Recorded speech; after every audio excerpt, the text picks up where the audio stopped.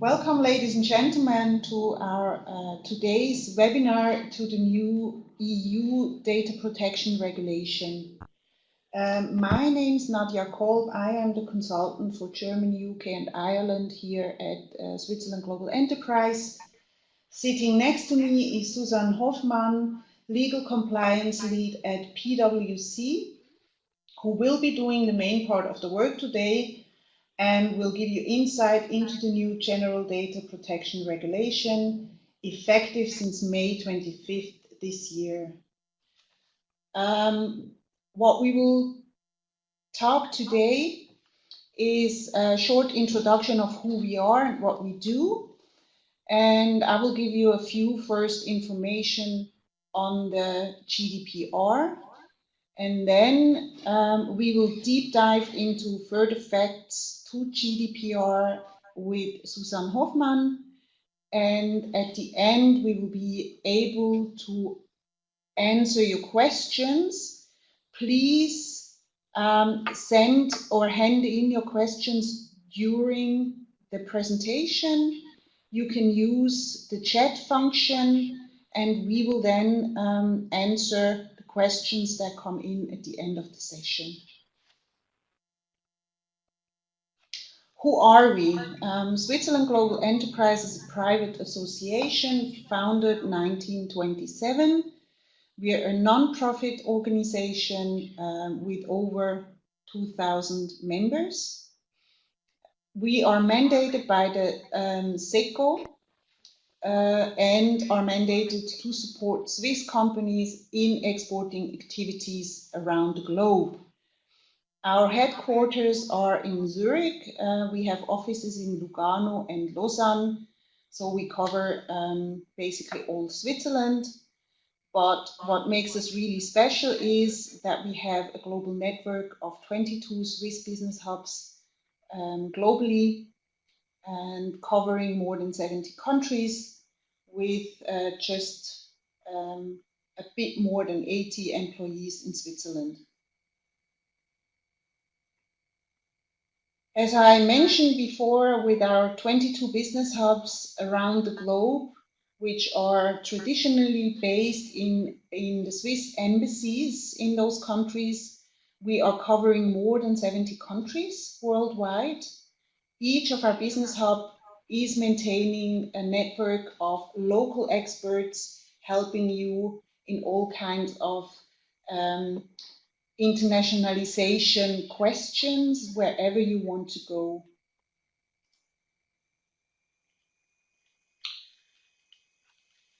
Why is the GDPR so important to us?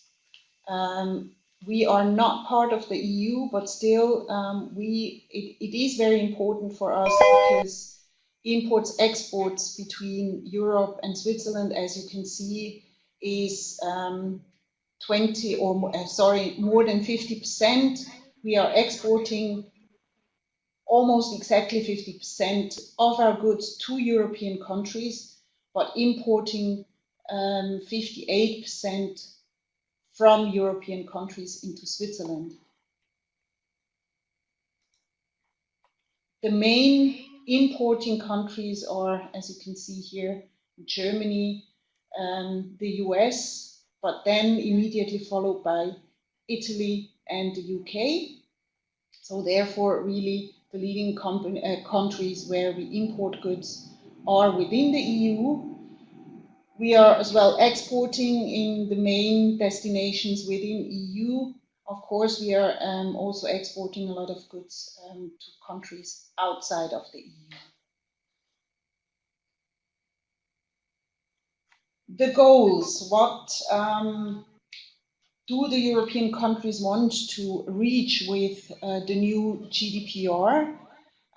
It is basically the fact that in the past, every country within the EU had its own regulations when it came to data protection, mainly of private data. It was very intransparent and very complicated to really keep the regulations within the EU, and therefore the EU decided to have an overall regulation covering all EU countries.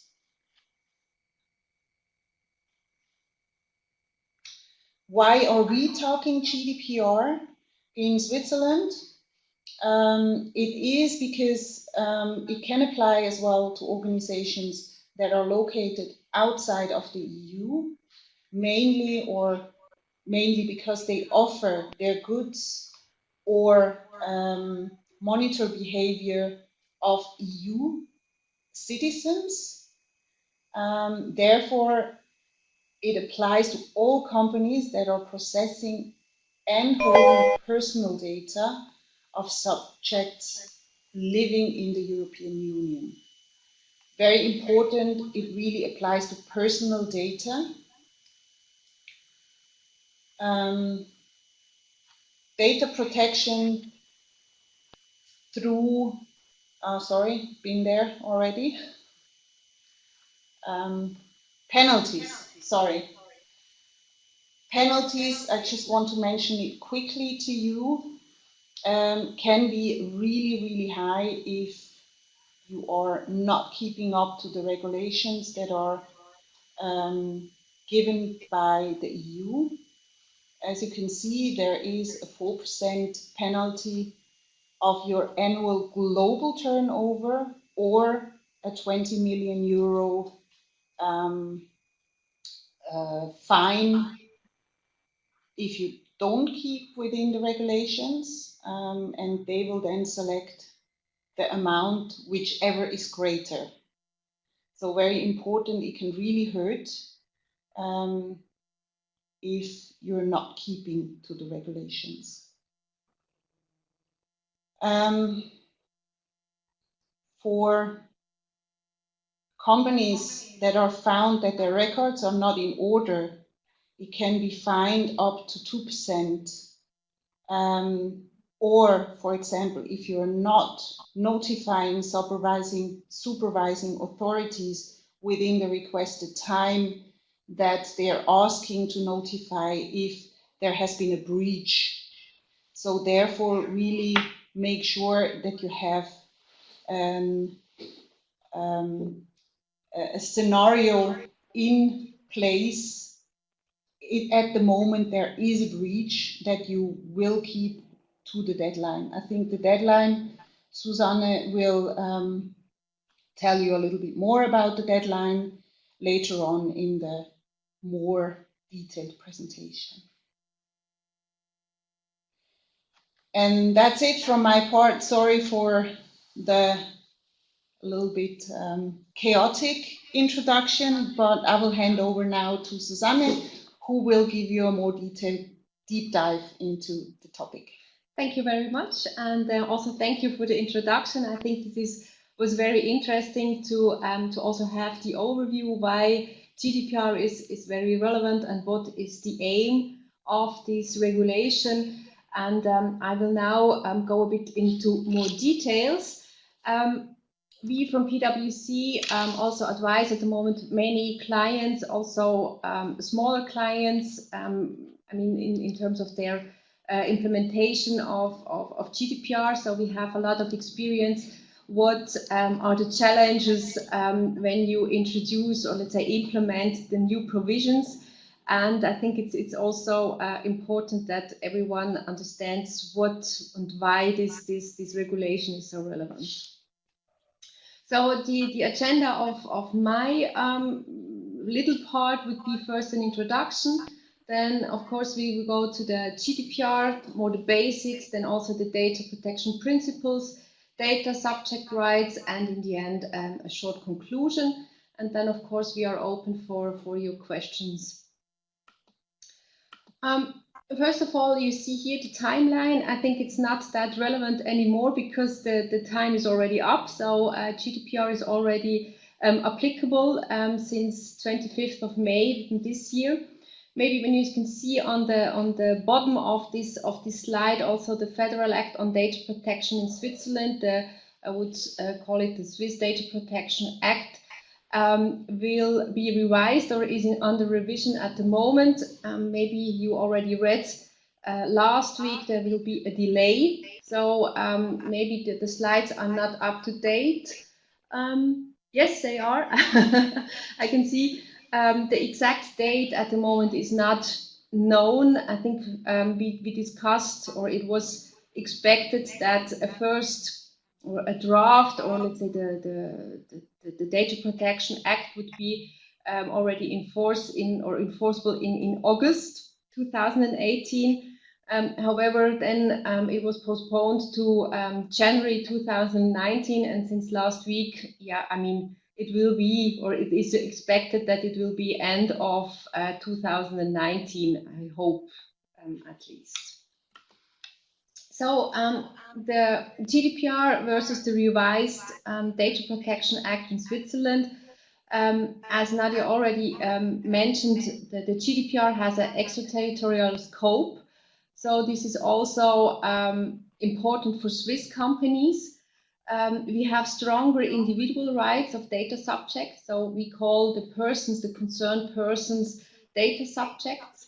Then we have a reversed burden of proof. I will come to that. I will explain what this means. Then the high fines we already mentioned. So we have, I mean, in case of non-compliance, we have up to 20 million euros or 4% of the annual turnover, whichever is higher. So this is really important to understand. In Switzerland, we have maybe the one of the, let's say, biggest change is that legal entities, the protection of data of legal entities is no longer enforced. So we will have only personal data that are in scope of Data Protection Act. Then we have also the extended rights of data subject. Also in Switzerland, the fines will be higher. However, as you can see, it's only 250,000 Swiss francs. So it's a lot less than in Europe. However, according to the current Data Protection Act, we only have 10,000 Swiss francs or up to 10,000 Swiss francs. So this is, of course, higher fines than it is today. And yeah, setting in force is planned earliest on January 2019. However, we will see what are the developments in the next month. So why should Swiss companies care about the European law? We already heard it. I mean, GDPR is applicable to the processing of personal data in the context of activities of a company in the union. So this is I would say the normal, the standard case. However, also the GDPR applies also to the processing of personal data who are in the union by a controller or a processor not established in the union. So this means also a Swiss company. And if this company is offering goods or services to people living in the EU or monitor the behavior of people living in the EU. So this is either if you are offering goods or services, so if you are exporting, but also maybe you should review your website, what you are I mean, offering, how your activities are via your website, what you are doing. And I think it's very important that the applicability of the GDPR is assessed on a case-by-case basis, that you review if you could fall under the scope of the GDPR, and if yes, you should start, if you haven't done so, with the respective actions, for example, transparency and other measurements, which I will explain later. So the data protection basics, the key notion, I think it's important to understand that data protection, the GDPR is relevant to personal data. It's really about data about a person that is identified or identifiable. It's not about any other information which is maybe could be something about your production, about something else. It's really about person, natural person. Then the processing, everything that you can do with data is falls in processing. So it's really collection, recording, organization, structuring, storage, archiving, deletion, use, so disclosure. So I think it's really broad what is processing. So I would say everything what you can do with data falls in the GDPR. Then the data processing principles are very important to understand, because I would say the basics are these processing principles. And if you understand these principles, I think you are already or almost already an expert in data protection.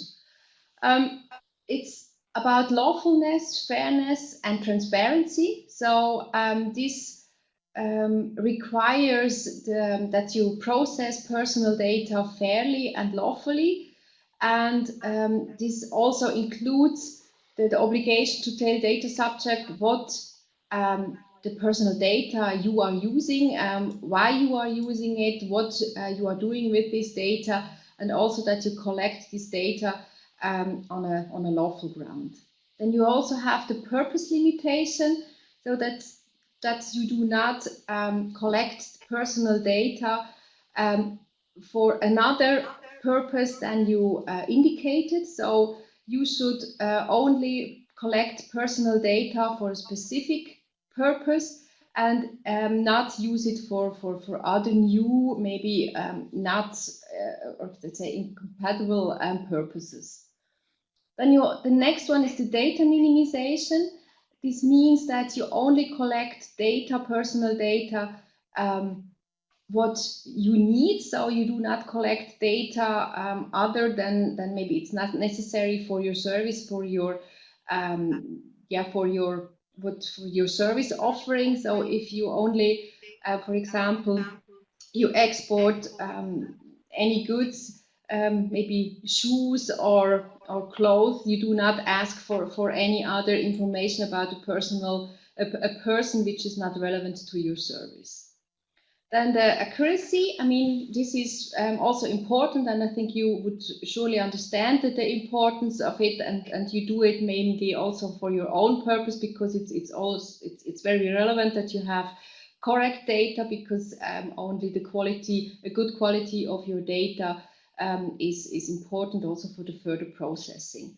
And here you should also, you are responsible for taking all reasonable steps to ensure that the personal data is correct, and if not, then you should of course adjust this incorrectness.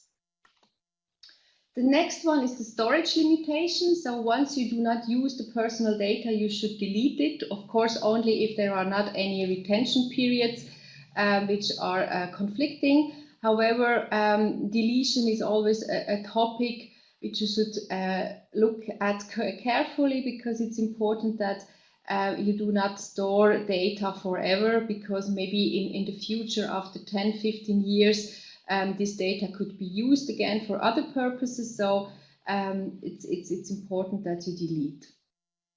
Then the integrity and the confidentiality. I think this is the most known principle, because this is about IT security. So your company controllers are responsible for ensuring that personal data are kept secure. And this is against external threats, so for example, hacking or other threats. However, also against internal threats, maybe poorly trained employees. We often see that also employees are sometimes the weakest link within the company, so it's important that you train and raise awareness within your company about data protection. And the last one, and this is surely not the least one, because it's about the accountability. I already mentioned that. This is aiming to guarantee the enforcement of the data protection principles. And this is, I mean, kind of a reversal of proof, because in Switzerland we are used to that if a data subject or someone asks something from you, wants something, or also wants to prove something, then it's the data subject or the person who asks for something, that this person has to prove what went wrong. Now, without accountability, it's your company who would have to prove if a data subject would claim or would say that you violated the general data protection regulation. It is your company who would have to prove that you did everything to be in compliance with the GDPR. And this means a lot of administrative burden. You have to document everything, and this is a bit a pain, I would say, and maybe we in Switzerland are not very used to this. Maybe luckily in Switzerland we would not have this principle in our data protection, revised data protection act. So we hope, of course, that this will not also will be changed in the future then after the revision of the Data Protection Act. So the key takeaways, I think it's important to understand that data protection is not only about IT security, it's much more. And any breach of this data processing principle is already qualifies as a breach of personal rights and freedoms. So also if you are violating these principles, also there is the risk that you could be fined or there could be already a violation of data protection regulation. So now the data subjects' rights. I already mentioned the data subjects have many more rights as they have today. So we would start with the transparent communication and also the right of basic information. This goes a bit hand in hand. So the data subject would have a right to understand what is done with their data, and data controllers must provide certain minimum information to data subject regarding the collection and further processing of their personal data. And I think it's also important to understand that such information must be provided in a transparent and easily accessible form, and you have to use clear and plain language. And I understand that this could sometimes a bit difficult depending on what you're doing with personal data. Sometimes maybe you do not know either what you are doing with this data, so it's really important that you have an overview of your data processing activities in order to inform a data subject. And also the data subjects have the right to ask for information on the let's say on what you are doing with the data, and also have the right to understand who is the controller of the data, for what reasons the data is processed, and also on other relevant information about the personal data to ensure the fair and transparent processing of personal data. Then I already mentioned that the right to rectification. So if a data subject understands that data maybe is not correct, then the data has to be rectified, and the data subjects have the right to ask that from you, that you will correct the data. Then the next one is the right to erasure, also known as the right to be forgotten. And this right to erasure states that data subjects have the right to have their personal data removed from any system of controllers or processor, or that the data is deleted, or removing their consent if they had to given their consent for its processing of the personal data, if the data is no longer necessary in relation to the purpose for which they were collected. I mean, if you provide a data subject with goods or services, and the data was processed within this contract, then of course it's not possible that this data has to be deleted if you want to, send for example, goods to this person, because you have to know where you have to send the goods to. Then you have the right to data portability. I would assume this is not very important. However, it's good to have heard it, because then also the data subject have the right to receive a copy of their personal data in a commonly and machine readable format. I think there is some guidance out what this means. However, I think at the moment I think this is mainly seen as a let's say right for social media and other things. So I think it's not really, or at the moment it's not very important, I would say. But we will see how the development will be in the future. Then maybe the right to object or the profiling. I think that the profiling is also important if data subject have the right not to be subject to a decision based solely on automated processing. This mainly is more relevant maybe in the insurance business, maybe not that relevant for you if you do not let's say decide on make decisions based on automated processing without a human being going through the let's say the decision in the end. Then now you see the duties of companies. I think it's already mentioned before, the records. Companies which process personal data are responsible to demonstrate compliance with the principles, and they have to maintain a records of processing activities. So in these records, you include all your data processing activities. There is, of course, the requirement in Article 30 of the GDPR. However, this is in the end giving you an overview of all your processing activities, and I think this is somehow a bit a pain to establish these records of processing activities, but this could also be a chance for your company to understand who is, let's say, responsible for the personal data, where the data is going through, to have kind of a data mapping and an overview about your personal data. And maybe you would understand what you are doing, and maybe you also have then more information or innovative ideas what you could do with this data.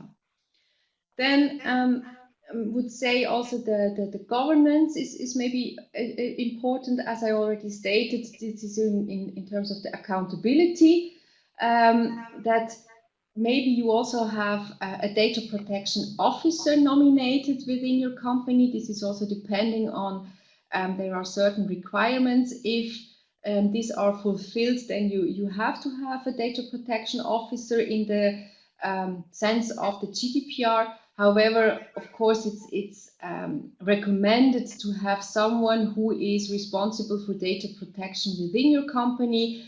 Maybe it's not a full FTE you would use, and maybe it's not a data protection officer based on the GDPR. However, I think it's important to have kind of a data protection compliance organization within your company. I mean, what is the risk of non-compliance? We already heard about the fines and the penalties. You also have let's say, you may face data protection audits, but also, I mean, and this was mainly important in Switzerland, because the fines were not that high in the past. We had, of course, the reputational risk, brand damage, for example. I mean, at the moment you can read many negative press about maybe data loss, maybe data breaches, and I think it's always not very comfortable to read your company in the press. I think as the awareness of data protection was a bit raised in the last several months, I would assume there is also the risk of loss of consumer trust. Also, I mean, we at the moment we did not mention it, but also it's not about only data about your clients, your customers. It's also about maybe data about your employees. So you could also lose the employee trust. Also, I mean, consumer that maybe could have a negative, let's say, feeling about your company. Then, of course, the financial risk. I mean, if the trust is already lost, then also there could be a loss of revenue, litigation costs, remediation costs, and there is also, I mean, the risk that you could be restricted to do business within the EU because data protection authorities can restrict data processing as one of the possible, let's say, not fines, but actions what they could take. And of course, it's also about incident response that if there is anything happening, then you should have to have a good reaction plan. So I could come to the conclusion. I think as you see now, maybe you are also already a bit overwhelmed about my presentation or my let's say it's the GDPR is very complex, I would say. However, I think it's important that data protection needs management attention. I think we already had in the past companies, clients from PwC who had just a small data protection team, implementation team, and the management did only say, yeah, you can do, I mean, just implement what is necessary. But I mean, then the attention was not there, and maybe also the project was not going very well because there was no awareness within the company. Then transparency is very key. I mean, maybe you already received a lot of emails in the past month about what others are doing with your data. Of course, it's important that you inform your customers and employee about your personal data processing, what you're doing with this information. And I think it's also important that you do it in a, as I mentioned, in a clear and plain language. Further, it's important that you have a clear overview what you are doing, that you assess your personal data processing activities and transfers within the company, also maybe cross-border, who has access to which data, and maybe you already use third parties, so you have to have an overview who is doing what and on what purpose. Then raise the awareness of data protection within your company, as it is also important that also your employees are aware about the new regulation and that they act accordingly, because also it is very quickly done that a poorly trained employee maybe discloses data to a third party, which could already be a data breach. And I think it's important to understand that data protection does not hinder innovation. We hear that a lot, that now all, let's say, fancy marketing activities are no longer possible, that it's not possible to have or to process personal data. But I think it only sets the framework, and that at the moment, I mean, it could be a bit a burden. However, in the future, it gives you an overview, and it's also a chance to see and to understand what you're doing with the data and what kind of data you are processing. And maybe the last point is, even if your company falls not in the scope of the GDPR, Swiss Data Protection Act will also be stricter in the future, and it's also important to assess and maybe also to start today with Swiss Data Protection Act, or the requirements of the Swiss Data Protection Act, to be ready then when the Data Protection Act will come into force. And I think with this, yeah, we can go